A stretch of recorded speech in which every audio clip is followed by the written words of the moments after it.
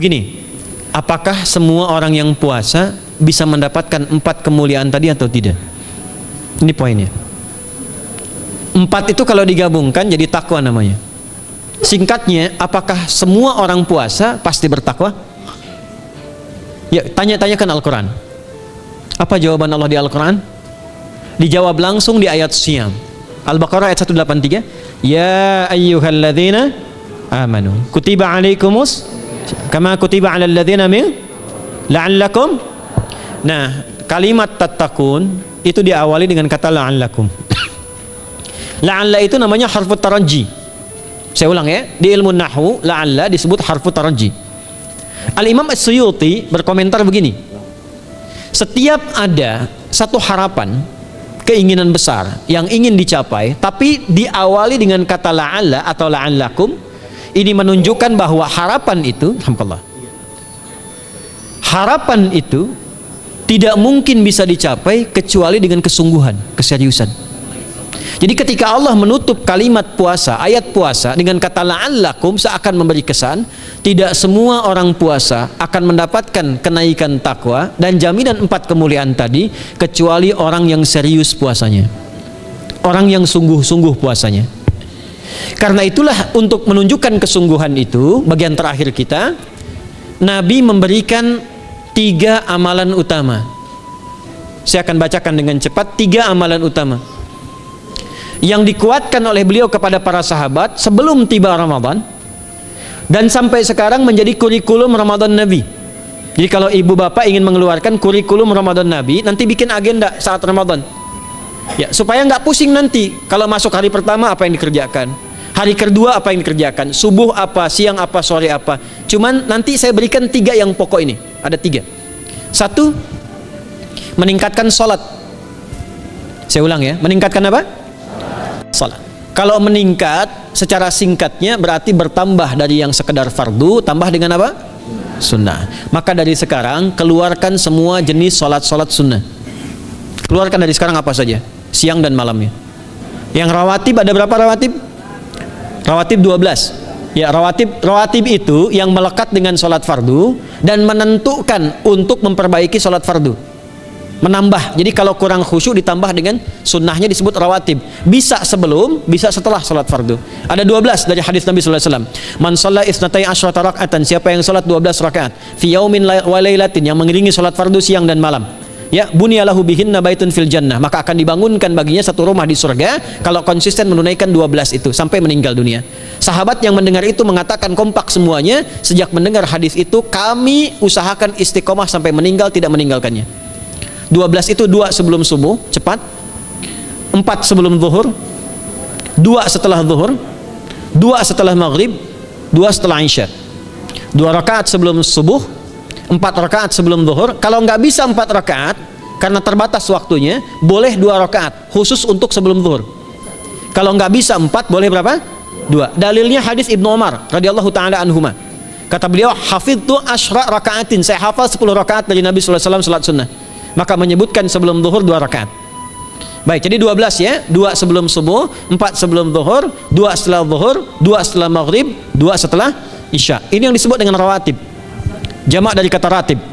Di luar ini mutlak. Mutlak ini ada yang berdampingan dengan salat fardu, ada yang terpisah. Contoh yang berdampingan, 4 rakaat sebelum asar. 4 rakaat ini bukan disebut rawatib, tapi salat mutlak. Cuma waktunya berdampingan dengan salat fardu. Jadi dia nggak memengaruhi salat fardu, cuma punya keutamaan sendiri. Apa keutamaannya? Hadis Ibnu Umar radhiyallahu taala anhuma, ketika beliau menyampaikan qala Nabi sallallahu alaihi wasallam, rahimallahu ra'an shalla qabla al-asri arba'an. Allah akan menambahkan rahmat pada orang yang terbiasa salat 4 rakaat sunnah sebelum salat asar. Jelas ya? Baik. Kemudian apalagi setelah itu? Salat di antara 2 adzan dan 2 adzan ini, adzan dan iqamah. Ya, di antara adzan dan iqamah. Tahiyatul masjid. Apalagi misalnya salat duha. Duha dibagi 3. Awal duha itu kurang lebih 1,5 jam setelah salat subuh. Subuh sekarang misal 4:30, maka jam 6 muncul awal duha. Namanya syuruk. Saya ulang, salat apa namanya? Syuruk itu salat awal duha. Jumlah rakaatnya 2 rakaat. Man shalal ghadata fil jama'ati thumma yaqudu yadhkurullah subhanahu wa ta'ala fa yusalli rak'ataini fakana alaihi ka ajri umratin wa hajjin, ya ka ajri ummatin wa hajjin tamatan. Siapa yang salat subuh 2 rakaat dengan berjamaah, ya, dan umumnya kalau berjamaah bisa ke masjid di masjid. Kalau tak mampu ke masjid, tunaikan di rumahnya. Setelah itu tidak beranjak dulu, dia duduk untuk berzikir kepada Allah. Zikir itu bisa baca Quran. Quran surah 15 ayat 9 itu Quran disebut dengan zikir. Quran surah 54 ayat 17, 22, 32, 40 itu Quran disebut dengan zikir. Bisa baca Quran, bisa berdoa. Doa disebut dengan zikir. Quran surah ke-7 ayat 205. Ya. Bisa dengan apa lagi? Bertafakkur, ya, mengaji, ta'lim, itu disebut dengan zikir. Ali Imran ayat 190 191. Alladzina yadhkuruna Allaha qiyaman wa qu'udan wa 'ala junubihim wa yatafakkaruna fi khalqis samawati wal ard. Ya, disebut dengan zikir. Bisa bertasbih. Zikir pagi petang, kalimat-kalimat thayyibah, ada itu di Quran surah ke-4 ayat 103. Jadi habis salat subuh zikir dulu. Doa dulu, zikir dulu, belajar dulu, tafsir dulu. Setelah itu muncul syuruk. Perjalanannya disebut isyraq, melewati masyrik, 1 tombak bayangan, dia salat 2 rakaat, itu pahala salatnya senilai haji dan umrah. Sempurna. Bukan sudah haji, bukan. Mau kemana? Ibu mau haji dulu? Tidak. Ya, hajinya nanti bulan Dzulhijjah. Tapi senilai haji dan umrah itu 2 rakaat. Awal duha disebut apa? Syuruk. Pertengahan duha sekitar jam 9 jam 10. Jumlahnya 2 sampai 4 rakaat. Ya, 2 sampai 4 rakaat. Apa fungsinya? 1, mengganti seluruh zikir yang ada dalam tubuh kita. Mata berzikir, telinga berzikir, lisan berzikir, bisa diganti dengan 2 rakaat duha. Itu waktunya pertengahan duha. Kurang lebih dari jam 8, 9, 10 lah, kurang lebih 3 jam itu, ya. Yang kedua, bisa menghambat atau menghentikan, menahan satu musibah umum. Misal ada kebanjiran nih atau macet nih.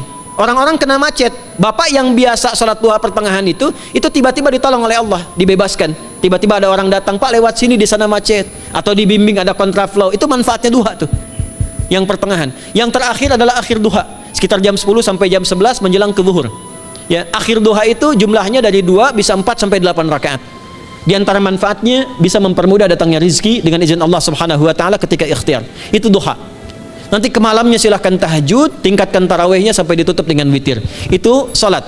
2 yang terakhir saya cepat. 2 yang terakhir adalah banyak berinteraksi dengan Al-Quran. Ada 3 caranya. 1, banyak membaca. Itu namanya qiraah.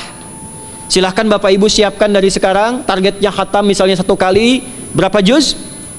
30 juz. Kalau mau gampang bagi 30, berarti 1 hari berapa? 1 juz. Paling gampang lagi supaya nggak capek ngajinya, supaya nggak capek, bagi 1 juz 5 waktu sholat. Contoh, juz pertama itu Al-Baqarah plus Al-Fatihah. Al-Fatihah saya nggak hitung lah karena sudah hafal ya. Al-Baqarah itu 141 ayat, juz pertama. Bagi 5, 28. Jadi setiap ketemu waktu sholat, bagi 2 lagi. 28 bagi 2 berapa?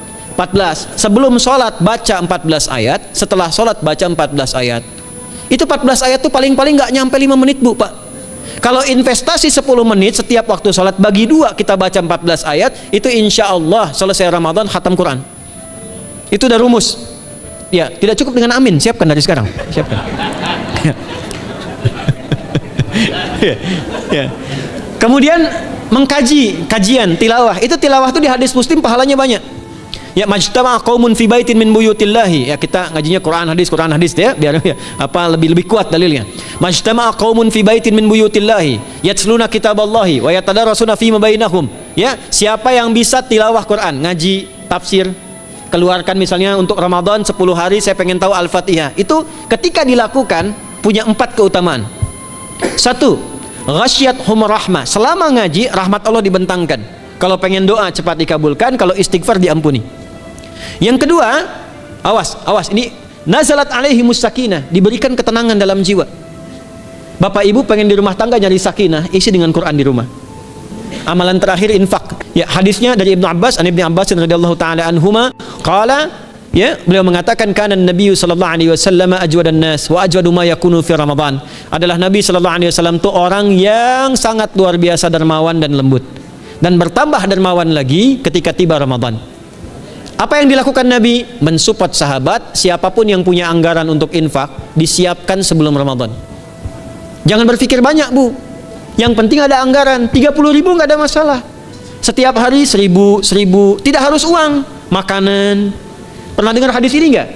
siapa yang memfasilitasi bukaan orang puasa walaupun dengan sebiji kurma dan sehirup air, maka dia mendapatkan pahala seperti orang puasa itu tanpa dikurangi sedikit pun. Ada hadisnya sahih di At-Tirmidzi.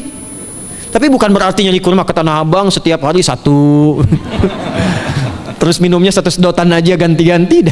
Ya, maksudnya apa? Yang paling minimal kita bisa keluarkan, itu pahalanya 700 kali lipat dikali 10, paling standar. 700 kali itu standar biasa di hari ini. Dalilnya Al-Baqarah ayat 261 yang dibacakan Adinda tadi kita itu. Ramadan kali 10 lagi. Maka dari itu disiapkan dari sekarang untuk infak. Kalau kami di desa itu, ibu saya selalu kalau Ramadan itu RT-nya setiap rumah. Ini untuk bukaan hari ini rumah A, rumah B, rumah C. Bukaan besok rumah A, rumah B, rumah C. Boleh tuh di PWM Pak dipraktikkan. Ya, misalnya anggota perserikatan siapa dikasih kesempatan. Mungkin nanti yang lain kurmanya, yang ini misalnya jeruknya, yang ini ininya. Setiap ada bukaan ya kirim ke yatimnya, ya kemudian ke pondok-pondok asuhan Muhammadiyah yang tadi disebutkan sekian ribu itu, cari pahala. Ya, saya kira itu yang bisa saya sampaikan. Sampai dengan batas waktu yang diberikan, semoga bermanfaat dan semoga Allah Subhanahu wa taala memberikan kemuliaan kepada kita semua, kesehatan, dan saya yang terakhir saya ingin sampaikan doa penting. Tolong hafalkan doa ini. Dan ini doa yang diajarkan Nabi menjelang Ramadan supaya mendapatkan kesehatan, kekuatan, keselamatan untuk beribadah saat Ramadan. Hadisnya di At-Tirmidzi nomor hadis 3254. Qala, langsung saja, qala Nabi sallallahu alaihi wasallam, Allahumma ahillahu alaina bil yumni wal iman wassalamati wal islam rabbi wa rabbuka Allah. Nah, itu tolong nanti dihafalkan, tadi sudah direkam, dibimbing. Nanti ketika ditetapkan masuk awal Ramadan, bacakan itu. Ya Allah, anugerahkan awal Ramadan kepada kami dengan ketenangan, kedamaian, kekuatan iman, keselamatan, sehat, nggak sakit sampai selesai puasanya, diberikan kekuatan untuk ibadah dalam keislaman, dan diikhlaskan hanya karena Allah Subhanahu wa taala. Subhanakallahumma wa bihamdika nasyhadu an la ilaha illa anta nastaghfiruka wa natubu ilaik. Wa akhiru da'wana anil hamdulillahi rabbil alamin wal 'afu minkum fastabiqul khairat. Assalamualaikum warahmatullahi wabarakatuh.